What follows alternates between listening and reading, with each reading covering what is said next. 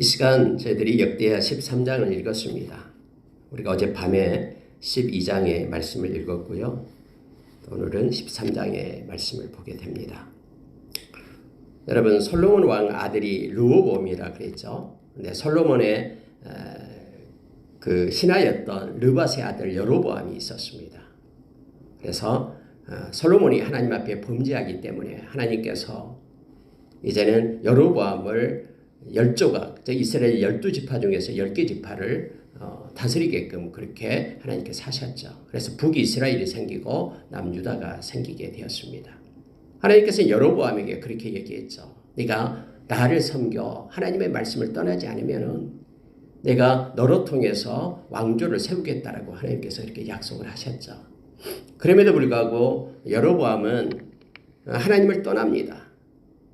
가장 먼저 그는 하나님께 예배하는 자가 아니라 금송아지를 만들고 단과 베들에 그렇게 두고 제사장을 레위 지파에서 뽑은 것이 아니라 하나님의 말씀을 어기고 오늘 읽은 말씀 가운데 있습니다만은 아무나 장립을 했다라고 지금 성경은 말하고 있습니다. 그로 인하여 이제 그 BC 930년에 북이스라엘과 남유다가 이렇게 나눠지게 되죠. 남유다는 솔로몬의 아들이었던 르호보암이 17년 동안 그렇게 통치를 하고 죽게 됩니다. 우리가 여러분 앞에 있는 그 열왕기 상하는 이 북이스라엘의 그 왕조를 중심으로 쭉 기록이 됩니다. 그래서 서로 이렇게 엮어가면서 남유다와 북이스라엘 이렇게 왕들을 엮어가면서 기록이 되지만 역대하에 나오는 그 남북 그런 왕조 시대에는 남유다를 중심으로 성경이 기록이 됩니다. 그래서 여러분 북이스라엘의 왕들의 이름은 나옵니다만은 좀 더 구체적인 것들은 남유다를 중심으로 기록이 됨을 그 관점을 우리가 보고 이 말씀을 우리가 읽게 되면 훨씬 더 우리가 깨닫기가 쉽고 또 은혜가 됨을 알게 합니다. 그래서 여러분 17년 만에 이제 르호보암이 죽어요. 그리고 그 뒤를 이어서 아비야라는 그런 르호보암의 아들이 왕이 됩니다. 물론 장자가 아니었어요. 자기가 좋아하는 그런 르호보암도 여러 명의 그런 그 아내가 있었죠. 그 중에서 자기가 사랑하는 그 아내의 아들을 왕으로 세웁니다. 근데 오늘 읽어보면 여러분 이렇게 되어 있습니다. 자, 2절 보세요. 예루살렘에서 3년 동안 다스리니라. 그의 어머니의 이름은 미가야요 기브아의 사람 우리아의 딸이더라. 아비야가 여로보암과 더불어 싸울세. 이렇게 되어 있어요. 아들 아비야는 그렇게 오래 살지 못합니다. 3년밖에 살지 못하죠. 그런데 여러분 오늘 이제 북이스라엘은 아직도 여로보암이 살아 있어요. 그래서 아비야와 여로보암이 서로 전쟁 중에 있었습니다. 북이스라엘과 남유다가 이제 전쟁하고 있는데 그 전쟁의 내용이 바로 13장에 기록이 되어 있어요. 근데 왜 하나님께서는 이 동족간의 전쟁을 이렇게 기록하면서 우리로 깨닫게 하냐면요. 이 말씀을 통해서 우리에게 교훈해주고 가르쳐주고 있는 메시지가 있기 때문에 그렇습니다. 메시지의 핵심을 보면은 이거예요. 하나님께 하나님을 의지하고 하나님께 기도할 것을 우리에게 말씀해주고 있습니다. 우리의 인생사를 보면은 여러 가지 굴곡진 인생들이 있습니다. 때로는 어려운 일을 당하고 또 음침한 사망의 골짜기를 헤맬 때도 있습니다. 평지를 갈 때도 있고 높은 산을 오를 때도 있습니다. 어떤 우리의 삶 가운데 주어지는 일들이 어떠하든 간에 하나님의 백성은 하나님을 의지해야 됨을 성경이 가르쳐 줍니다. 그리고 하나님께 기도하는 자가 되어야 됨을 우리에게 말씀해주고 있죠. 내용을 좀 더 구체적으로 보면서요. 말씀을 붙잡는 시간이 되기를 원합니다. 여러분 3절에 보니까 아비야는 싸움에 용감한 군사 40만 명을 택하여 싸움을 준비하였고 여로보암은 큰 용사 80만 명을 택하여 그와 대진한지라 이렇게 되어 있습니다. 북이스라엘이 10개 지파니까 훨씬 더 군사수도 많겠죠. 그래서 여기서는 80만 명과 40만 명 그래서 2대1 정도로 이제 대치하고 있습니다. 근데 성경은요.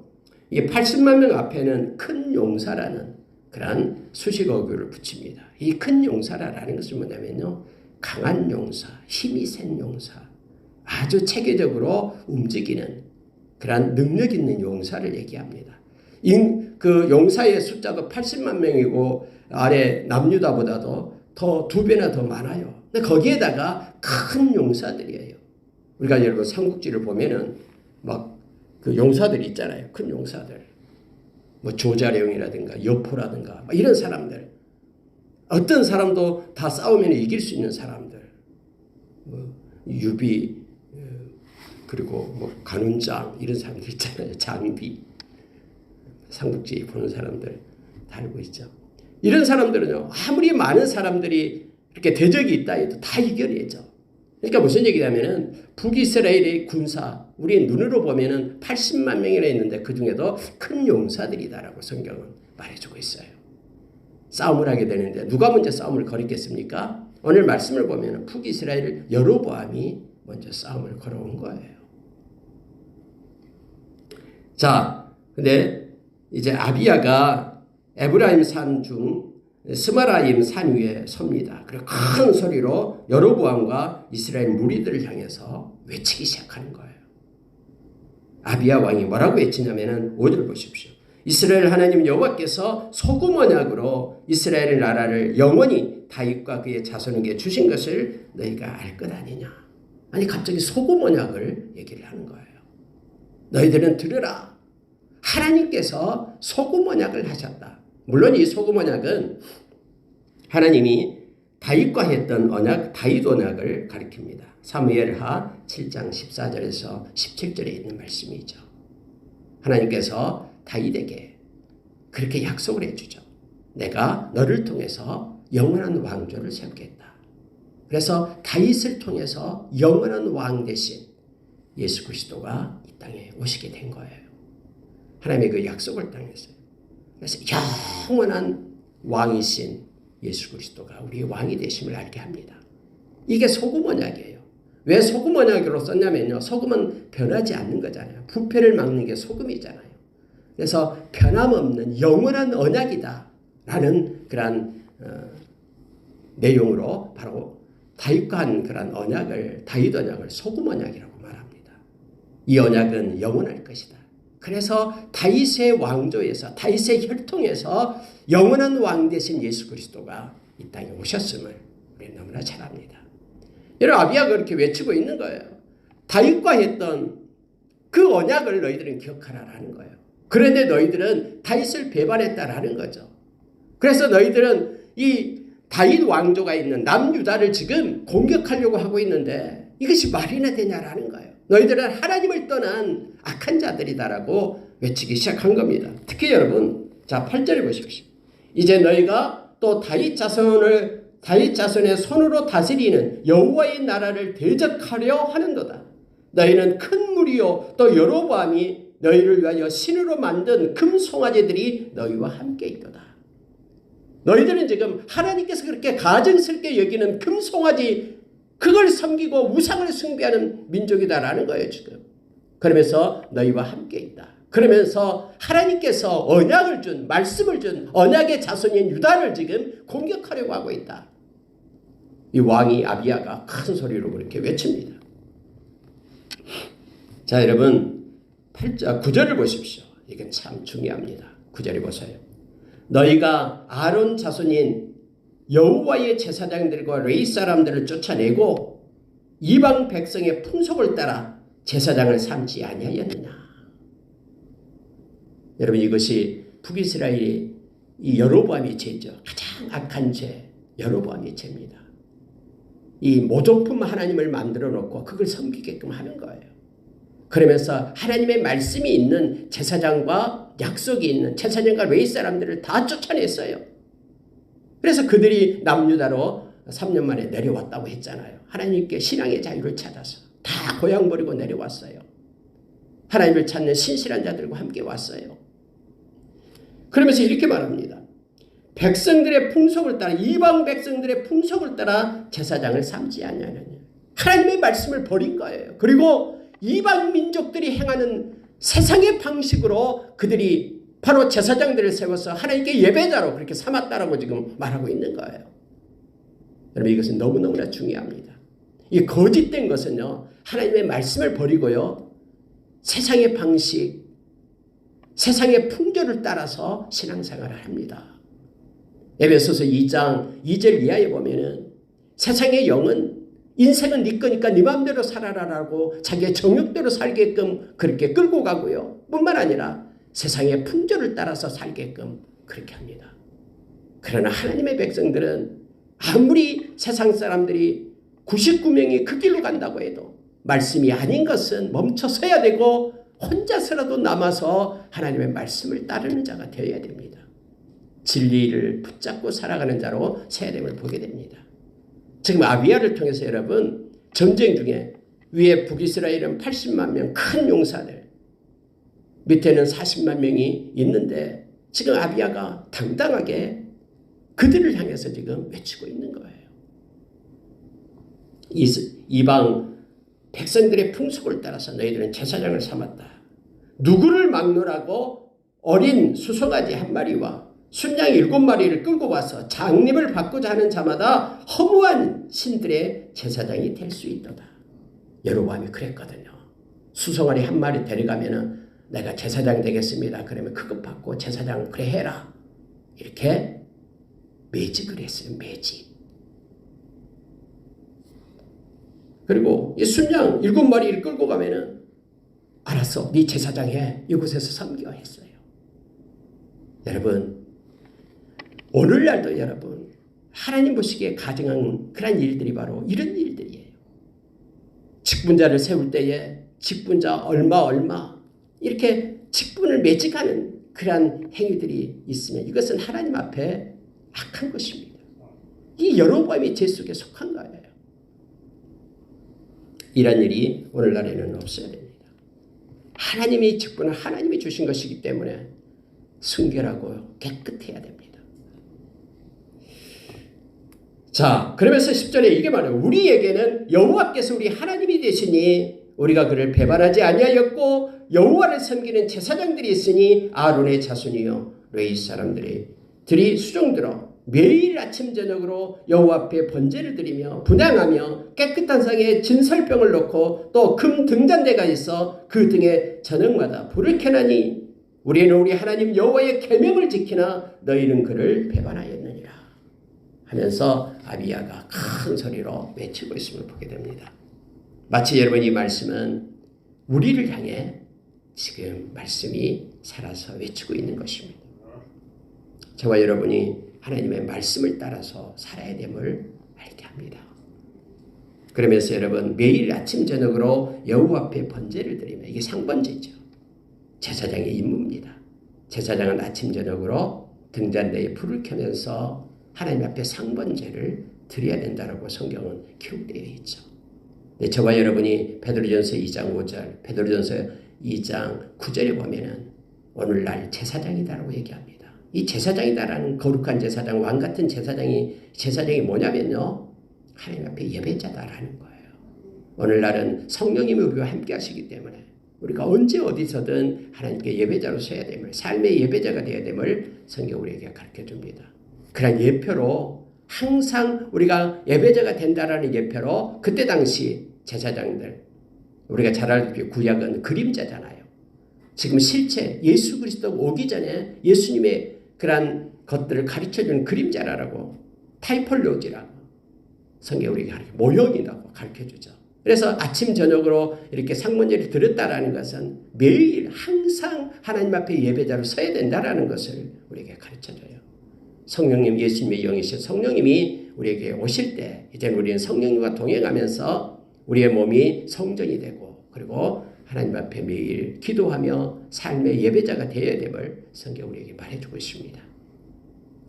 하나님 앞에 예배를 드렸다. 우리 하나님 여호와의 계명을 지키나 하나님의 말씀을 따라 우리는 살아가고 있다. 그러나 너희들은 하나님을 배반했다. 그러니 이 싸움이 어떻게 되겠느냐? 돌아가라 라고 지금 말하고 있습니다. 우리 동족 아니냐? 또 우리는 하나님이 계시는데 너희들이 지금 하나님을 공격하고 있다 라고 말하고 있는 거예요. 자 여러분, 그래서 12절에 이렇게 말합니다. 하나님이 우리와 함께하사 우리의 머리가 되시고 그의 제사장들도 우리와 함께하여 전쟁의 나팔을 불어 너희를 공격하느니라. 이스라엘 자손들아, 너희 조상들의 하나님 여호와와 싸우지 말라. 너희가 형통하지 못하리라. 북이스라엘을 향해서 하나님과 싸우지 말라. 돌아가라. 라고 말합니다. 너희 조상들의 하나님 여호와와 싸우지 말라. 우리는 지금 하나님이 우리와 함께하고 있다. 그러니 돌아가라. 라고 이 아비야가 외치고 있음을 보게 됩니다. 근데 여러분, 여로보암이 돌아가지 않아요. 아니, 군사도 80만 명이 있겠다. 큰 용사들을 가지고 있겠다. 그리고 그들은요, 이 전략 전술도 뛰어납니다.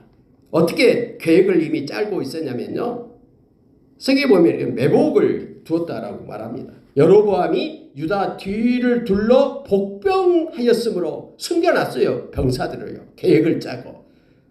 또 앞에서는 이스라엘 사람들이 있고 뒤에는 복병이 있다라고 말하죠. 앞뒤로 다 에워싼 거예요. 아니 40만 명이나 더 많으니 40만 명으로 둘러 뒤에다 복병을 삼고 앞에 40만 명을 지금 맞서고 있는 거예요. 이런 치밀한 계획을 짜고 공격하려고 온 거예요. 근데 이 아비야가 그렇게 외친다고 해서 말을 듣겠습니까? 웃기는 소리 하지 말라라는 거죠. 하나님의 눈에도 보이지 않는데 하나님이 너희와 함께 한다고 하면서 그들이 코웃음 쳤을 것입니다. 그리고 전쟁은 시작된 거예요. 자, 여러분 보십시오. 왜 하나님은 아비야를 통해서 이렇게 외쳤던 말씀을 이곳에 기록되어 있냐면요. 하나님께서는 이 아비야를 통해서 모든 전쟁은 눈에 보이는 사람들에 의해서 이루어진 것이 아니라 전쟁은 하나님께 속해 있음을 우리로 알게 하는 거예요. 그래서 여러분, 승리는 하나님이 주시는 거예요. 아무리 눈앞에 엄청난 1000만 명, 1000만이 에워싼다 할지라도 다윗이 이렇게 고백을 하죠.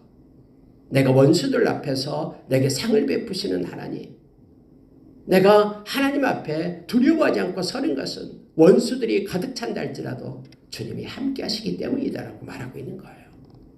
주님이 함께 하실 때 약한 세상이더라도 우리는 겁낼 것이 없습니다. 두려움 없이 담대함으로 나갈 수 있는 것은 만군의 하나님, 능력의 하나님은 전능하신 하나님이 우리와 함께하기 때문에 그렇습니다. 그래서 다윗은 여호와는 나의 목자신 내게 부족함이 없다라고 고백하는 것이 바로 그거예요. 하나님이 함께하시기 때문에. 여러분, 이제 이스라엘 백성들이 뒤를 돌아보니까는 뒤에 복병이 있는 거예요. 그래서 14절을 보니까는 이렇게 합니다. 앞에도 군대로 가득 차고 뒤에도 복병이 있고 완전히 에워싸고 있는 거거든요. 그래서 여러분, 이스라엘 백성이면 할 수 있는 일이 뭡니까? 하나님의 손을 구하는 것이죠. 어떻게 하나님의 손을 구합니까? 기도하는 거예요. 오늘날 하나님의 백성들이 하나님 앞에 기도하는 것, 하나님의 손을 구하는 것입니다. 너는 내게 부르짖으라 내가 내게 응답하겠고 네가 알지 못하는 크고 은비한 일을 보이겠다라고 예레미야서 33장 3절에서 말씀을 합니다. 그런데 너는 내게 부르짖으라라고 말씀하시기 전에 예레미야서 33장 2절에는 일을 행하시는 여호와, 만들어 성취하시는 여호와가 말하노라. 하나님은 일을 행하시는 하나님이시에요. 없는 것도 만들어 성취하시는 능력의 하나님이 말한다라고 말합니다. 그래서 하나님께 부르짖고 기도할 것을 요청합니다. 예수님께서 부활하시고 나서 예수님의 제자들을 모으죠. 그러면서 너희는 가서 모든 족속으로 제자를 삼아 아버지와 아들과 성령의 이름으로 세례를 주고 내가 내게 분반 모든 것을 가르쳐 지키게 하라라고 명령을 합니다. 그런데 그 명령하기 전에 18절에서 하늘과 땅의 모든 권세를 내가 가졌다라고 예수님께서 말씀하신 거예요. 모든 능력과 권세를 내가 가졌으니 너희는 담대함으로 하나님의 백성으로 서라라는 거예요. 제자로 살 것을, 세상을 두려워하지 말고 사람을 두려워하지 말고 살 것을 요청해주고 있는 것이죠. 14절에 보니까 유다 사람이 뒤를 돌아보고 자기 앞, 뒤 적병으로 말미암아 여호와께 부르짖고 제사장들은 나팔을 부니라 이렇게 되어 있습니다. 그랬더니 유다 사람이 소리를 지르며 유다 사람이 소리 지를 때에 하나님이 여로보암과 온 이스라엘을 아비야와 유다 앞에서 치시니 이렇게 되어 있습니다. 하나님의 군대가 보이지 않는 하나님의 손이 북이스라엘을 쳤다라고 얘기합니다. 언제요? 중요합니다. 이 카이로스 때가 중요합니다. 그들이 부르짖어 기도할 때에. 하나님이 먼저 한 게 아니에요. 그렇게 앞뒤로 이게 둘러싸여서 적군 가운데 있을 때 그들이 하나님 우리의 힘으로 할 수 없고 하나님께 맡깁니다. 의탁합니다라고 하나님의 손을 구할 때 부르짖을 그때에 하나님의 군사가 움직여서 그들을 찾다라고 말합니다. 하나님께서 그들의 손에 넘기셨다라고 성경에 말합니다. 성경에는 넘기시다는 말을 많이 썼죠. 맡겼다라는 말, 넘기셨다는 말, 승리를 주신다라는 것입니다. 그랬더니 이스라엘이 택한 병사들이 죽임을 당하고 엎드려진 자들이 50만 명이었다라고 말하고 있습니다. 성경은 이렇게 우리에게 가르쳐 줍니다. 이 말씀 보고 마치겠습니다. 18절 보십시오. 그때에 이스라엘 자손이 항복하고 유다 자손이 이겼으니 이는 그들이 그들의 조상들의 하나님 여호와를 의지하였습니다. 라고 성경은 말합니다. 여러분 성경에서 이는이 나올 때는 중요하다 그랬죠. 읽을 때마다 이는이 나오면 하나님께서 그 이유를 우리에게 가르치고 있는 내용입니다. 왜 그들이 이겼는지 아니? 왜 북이스라엘 백성이 50만 명이나 죽고 그들이 패했는지 아니? 너희들이 나를 의지했기 때문이다. 라고 성경은 가르쳐줍니다. 기도는 하나님을 의지하는 것입니다. 하나님께 맡기고 하나님만을 의지하고 하나님만을 바라보는 것이 기도임을, 하나님을 당신의 이름을 부르는 자를 구원하십니다. 그리고 당신을 의지하는 자에게 하나님으로 부욕해 하십니다. 로마서 10장 12절에서 주의 이름을 부르는 모든 사람 그는 주로 부유한 자가 됨을 우리에게 가르쳐줍니다. 사람을 두려워하면 올무에 걸립니다. 그러나 하나님을 의지하는 자는 안전합니다. 잠언서 29장 25절의 말씀입니다. 여러분 이렇게 해서 북이스라엘 여로보암과 남유다 아비야의 전투가 하나님께서 기도하는 그러한 남유다에게 승리를 주셨음을 성경은 말해줍니다. 그들이 나를 의지했기 때문이고 기도했기 때문임을 성경은 가르쳐줍니다. 아무리 전력 전술을 짜고 군사가 많고 또 큰 용사들이 있다고 해도 그것 때문에 승리한 게 아닙니다. 하나님의 손이 함께하기 때문에 승리를 하게 됨을 말씀 우리에게 가르쳐줍니다. 예수님께서는 우리에게 약속했습니다. 내가 세상 끝날까지 너희와 항상 함께 할 것이다 라고 말합니다. 오늘도 우리 주님은 우리와 함께 하십니다. 그분은 우리를 버리고 우리를 떠나지 않습니다. 그분은 악한 것이 우리를 만지지도 못하게끔 우리를 지켜주시겠다라고 요한일서 5장 18절에서 약속해 주십니다. 오늘 하루도 아무리 우리 앞에 대적이 있다고 해도 힘들게 하고 지치게 하는 공고하게 하는 것들이 삶이 있다고 해도 예수는 우리의 친구가 되시며 예수님 의지하고 오늘도 함께 동행하는 삶을 살아갈 때 우리는 어떤 순간에도 주님 때문에 승리할 수 있음을 성경은 말합니다. 오늘도 승리하는 믿음으로 승리하는 저와 여러분이 되기를 원하고요. 주님의 말씀이 우리를 들으는 시간 되기를 원합니다. 함께 기도하겠습니다.